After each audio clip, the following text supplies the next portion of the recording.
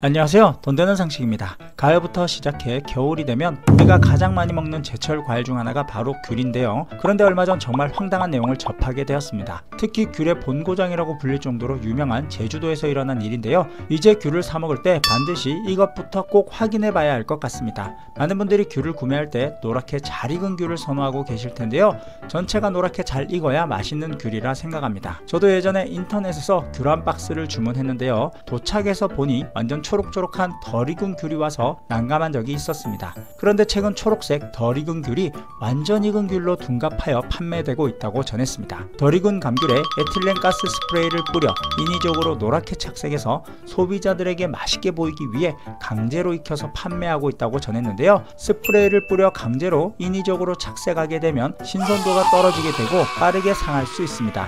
때문에 제주도는 조례로 금지를 하고 있다고 전했는데요. 이렇게 적발된 귤의 양이 17톤이 넘는다고 합니다.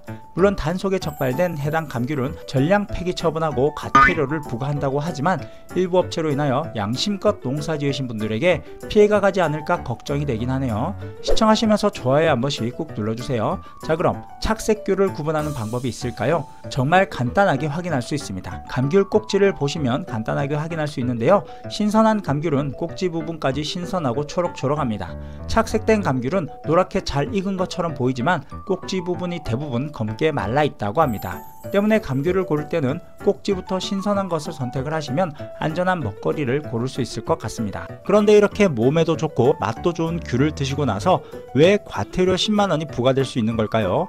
바로 귤 껍질 배출 방법 때문입니다. 기본적으로 부드러운 과일 껍질들은 일반 쓰레기가 아닌 음식물 쓰레기입니다. 지금도 많은 분들이 귤이나 바나나, 사과 등을 드시고 나면 일반 쓰레기로 배출하시는 분들이 많으신데요. 자칫 10만원의 과태료를 부과받을 수 있기 때문에 쓰레기 배출에 조금 더 신경 써야 할 것 같습니다.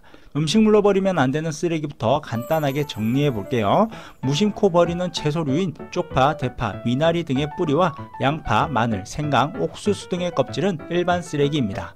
호두, 밤, 땅콩, 도토리, 파인애플 등 딱딱한 껍데기와 복숭아, 자두, 살구, 감 등의 과일씨도 일반 쓰레기입니다.